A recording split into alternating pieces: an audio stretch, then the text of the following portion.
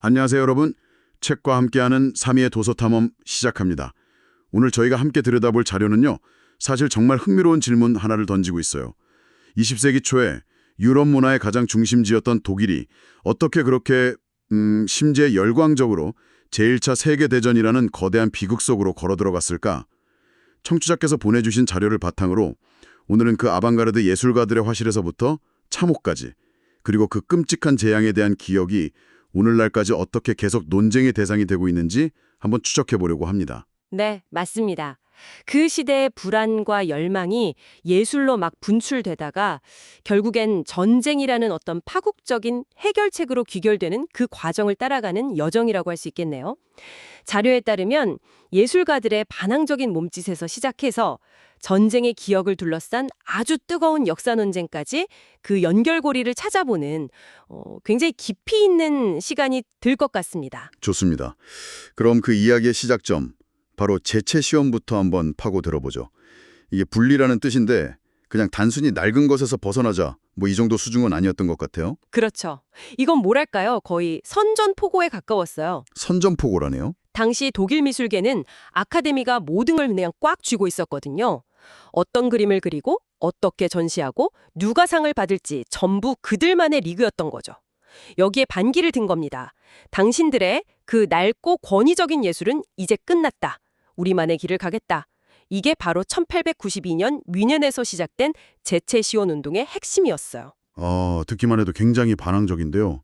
특히 베를린 제체 시온은 뭉크 스캔들이라는 사건이 아주 결정적이었다면서요. 네, 정말 드라마틱했죠. 노르웨이 화가 에드바르그 뭉크의 그림이 베를린에 초대가 됐는데 이게 너무 충격적이라는 이유로 전시가 8일 만에 강제로 철거된 거예요. 8일 만에요? 네. 당시 사람들 눈에는 뭉크 그림이 미완성처럼 보이고 색감은 귀괴하고 주제는 너무 어둡고 그랬던 거죠. 그런데 이 사건이 오히려 대체 얼마나 대단한 그림이길래 저러지 하는 호기심을 자극하면서 뭉크를 유럽의 스타로 만들었고요. 또 보수적인 미술계의 염증을 느끼던 젊은 예술가들이 더 이상은 못 참겠다 라면서 뛰쳐나오는 계기가 된 겁니다. 그러니까 억압이 오히려 새로운 움직임을 더 크게 촉발시킨 거네요. 자료를 보니까 캐테 콜비츠 같은 여성 화가도 여기에 참여했다는 점이 되게 눈에 띄어요. 이게 그냥 단순한 예술운동을 넘어서는 사회적인 의미도 있었겠어요. 물론입니다. 당시의 여성은 예술 아카데미 입학조차 불가능했거든요. 그랬군요. 네, 제체시온은 그런 여성들에게도 문을 열어줬다는 점에서 굉장히 진보적이었죠. 이런 저항 정신은 슈트룸, 즉 폭풍이라는 이름의 잡지로 이어지는데요. 이 잡지는 단순히 미술 소식을 전하는 걸 넘어서서 당대 가장 전위적인 사상과 예술을 퍼뜨리는 확성기 역할을 했습니다. 대중매체를 통해 새로운 생각들이 정말 들불처럼 번져나가던 시대였으니까요. 그럼 그 새로운 예술가들의 눈에 비친 세상은 어땠을까요? 특히 대도시라는 공간이요. 우리가 흔히 생각하는 파리 인상주의 그림들처럼 아름답고 낭만적인 풍경과는 좀 거리가 멀었다고 하던데요. 정반대라고 봐야죠. 예를 들어서 다리파라는 그룹의 화가 에른스트 키르히너가 그린 베를린의 포츠당 광장을 보면 정말 숨이 턱 막힐 정도예요. 어땠길래요? 화려한 네온 사인이나 건물이 아니라 아주 뾰족하고 신경질적인 선들로 그려진 인물들, 가면처럼 무표정한 얼굴들이 화면을 그냥 가득 채우고 있거든요. 도시의 화려함 속에서 오히려 극심한 불안과 소외감을 느꼈던 겁니다. 그들에게 대도시는 매혹적이면서도 동시에 영혼을 갉아먹는 괴물 같은 공간이었던 거죠. 사회 전체가 그런 불안감과 혼란을 휩싸여 있었던 거군요. 그런데 정말 이해하기 힘든 지점이 여기서 나와요. 자료에 따르면 1914년에 전쟁이 딱 터졌을 때 수많은 유럽인들이 거리로 쏟아져 나와서 환호했다는 겁니다. 아니, 이 불안감이 어떻게 전쟁에 대한 환호로 이어질 수가 있는 거죠? 그게 바로 이 시대의 가장 큰 아이러니이자 비극입니다. 작가 슈테판 츠바이크는 이걸 이성이 마비된 순간이라고 표현했어요. 급격한 산업화로 인한 빈부격차, 낡은 신분제도의 모순, 또 예술가들이 느꼈던 그 신경질적인 불안감까지 이 모든 혼란을 한 방에 해결해줄 어떤 위대한 정화 혹은 강철의 폭풍으로서 전쟁을 기대했던 겁니다. 그러니까 이 지긋지긋한 현실을 싹 쓸어버릴 어떤 거대한 사건을 바랐는데 그게 하필 전쟁이었다는 거네요. 와, 정말 끔찍한 낙관주의네요. 파국적 낙관주의라고 불러야 할까요? 정확한 표현입니다. 누구도 그 전쟁이 수백만 명의 목숨을 앗아가는 4년간의 지옥 같은 참호전이 될 거라고는 상상조차 못했죠. 그저 짧고 영광스러운 전투를 통해서 낡은 세계가 무너지고 새로운 시대가 열릴 거라는 아주 위험한 환상에 사로잡혀 있었던 겁니다. 결국 그 환상은 처참하게 깨졌고요. 전쟁이 끝난 후에 독일, 특히 베를린은 그 거대한 상처를 어떻게 마주하고 있을까요? 여기서 문화적 기억이라는 개념이 등장하는데 이게 아주 인상 깊었어요. 문화적 기억이라는 건요, 기억이 단순히 과거 사실의 기록이 아니라 현재 우리의 필요와 관점에 따라서 끊임없이 재구성된다는 의미예요. 베를린의 카이저 빌렐름 기념교회가 그 대표적인 예라고 할 수 있죠. 원래는 독일 통일을 이룬 황제 빌렐름 1세를 기리는 아주 웅장한 교회였는데 2차 대전 폭격으로 완전히 파괴됐어요. 보통은 복원하지 않나요? 그런데 베를린은 좀 달랐다고요? 네, 그들은 일부러 복원하지 않았습니다. 폭격으로 부서져서 흉하게 남은 교회의 첨탑을 그대로 놔뒀어요. 마치 깨진 이빨처럼요. 깨진 이빨이요? 네, 그래서 지금 그곳은 황제의 영광을 기억하는 장소가 아니라 전쟁의 참상을 고발하고 평화를 기원하는 평화의 경고비로 불립니다. 기억의 목적이 완전히 180도 바뀐 거죠. 의도적으로 상처를 드러내서 이걸 봐라, 다시는 이런 비극을 반복하지 말자고 외치고 있는 겁니다. 과거의 영광을 지우고 과오를 새겨넣는 방식이군요. 와, 나치가 책을 불태웠던 분서갱유 사건을 기억하는 방식은 더 소름이 돋았어요. 비어있는 도서관 이야기 좀 더 자세히 해주시죠. 네, 그 베벨 광장, 바로 나치들이 책을 불태웠던 바로 그 자리입니다. 광장 바닥에 네모난 유리판이 있는데 그 아래를 들여다보면요, 지하에 새하얀 빈 책장이 끝없이 펼쳐져 있어요. 빈 책장이요? 네, 2만 권의 책을 꽂을 수 있는, 하지만 텅 비어있는 공간이죠. 책이 있어야 할 자리에 그 텅 빈 공간을 보여줌으로써 그 부재와 상실감을 온몸으로 느끼게 하는 거예요. 책이 없는 도서관이라. 와, 정말 강력한데요? 그렇죠. 그 옆에는 시인 하인리의 글귀가 새겨져 있습니다. 책을 태우는 곳에서 결국 사람도 불태우게 될 것이다.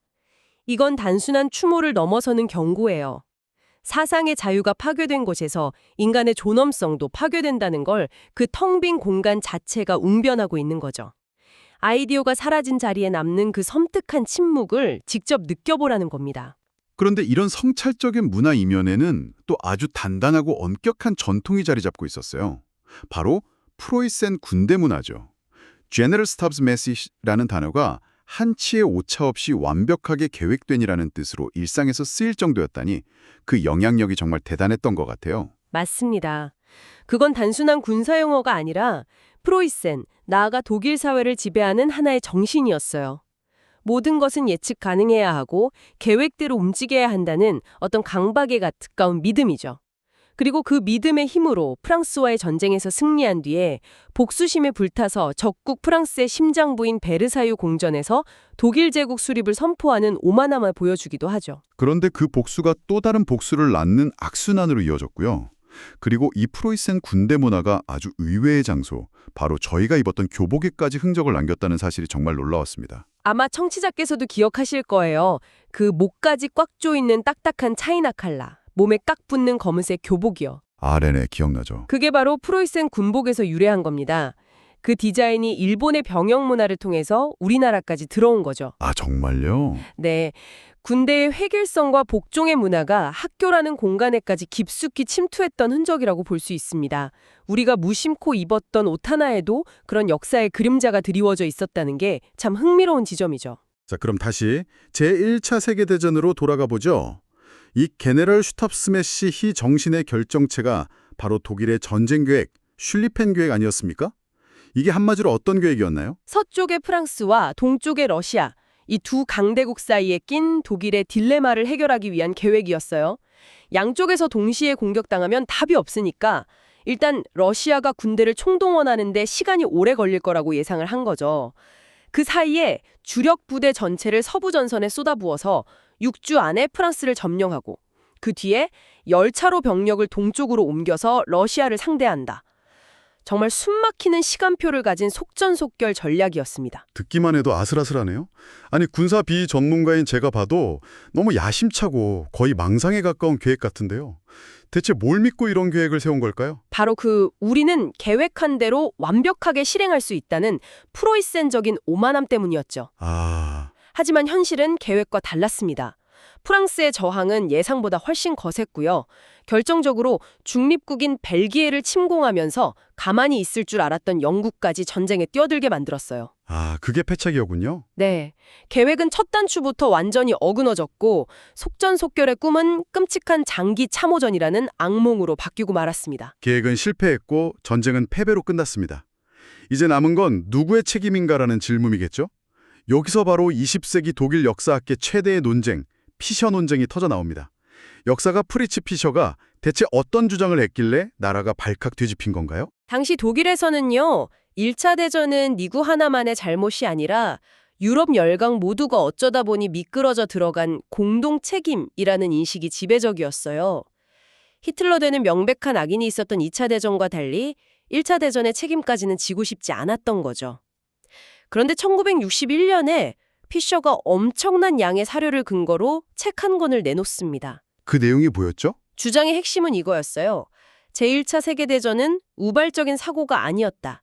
1912년 독일 군사참모회의에서 이미 결정된 독일 제국의 팽창 야욕을 위한 계획된 전쟁이었다. 와, 이것만으로도 충격적인데 피셔는 여기서 한 발 더 나아갑니다. 히틀러와 나치의 팽창 정책이 완전히 새로운 게 아니라 바로 이 독일 제국의 제국주의적 야망의 연장선상에 있다는 주장을 펼친 거죠. 잠깐만요. 그러니까 1차 대전하고 히틀러의 2차 대전 사이에 연속성이 있다고 주장한 거군요. 이건 독일인들이 애써 분리하고 싶었던 두 개의 국가적 트라우마를 하나로 그냥 묶어버리는 거잖아요. 바로 그겁니다. 그러니 독일 사회가 뒤집어질 수밖에요. 이건 단순한 학술 논쟁이 아니었어요. 전후 독일의 정체성을 뒤흔드는 사건이었습니다. 동료 역사가들은 물론이고 당시 서독 대통령까지 나서서 피셔를 비난했습니다. 조국을 더럽히는 자, 동독의 스파이 같은 인신공격까지 서슴지 않았죠. 와, 공식 석상에서 사람들이 그와 악수조차 거부할 정도였다고 하니 그 파장이 얼마나 거셌는지 짐작할 수 있습니다. 한 역사가가 던진 질문이 한 나라의 과거사 전체를 법정에 세운 셈이네요. 정말 역사를 해석하는 일이 얼마나 치열하고 고통스러운 과정인지를 보여주는 상징적인 사건 같습니다. 내 방향을 결정하는 살아있는 싸움의 장이라는 것을 명확하게 보여줍니다. 오늘 저희는 예술가들의 저항에서 시작해서 전쟁을 향한 파멸적인 열광, 그리고 그 기억을 둘러싼 고통스러운 논쟁까지 정말 숨가쁘게 달려왔습니다. 과거의 한 사건을 기억하는 방식이 현재 우리의 모습에 얼마나 깊은 영향을 미치는지 다시 한번 생각하게 되는 시간이었네요. 특히 피셔 논쟁을 보면서 우리가 당연하게 받아들이는 공식적인 역사나 집단 기억이라는 것이 얼마나 많은 논쟁과 상처 위에서 아슬아슬하게 서 있는 것인지 생각해보게 됩니다. 청취자 여러분께서는 어떠셨나요? 어쩌면 우리가 속한 국가나 사회가 공식적으로 제시하는 집단 기억 이면에는 어떤 다른 이야기들이 숨겨져 있을지, 그리고 우리는 우리 주변의 역사를 어떻게 기억하고 또 이야기해야 할지 한번 좀 고민해 보시는 건 어떨까요?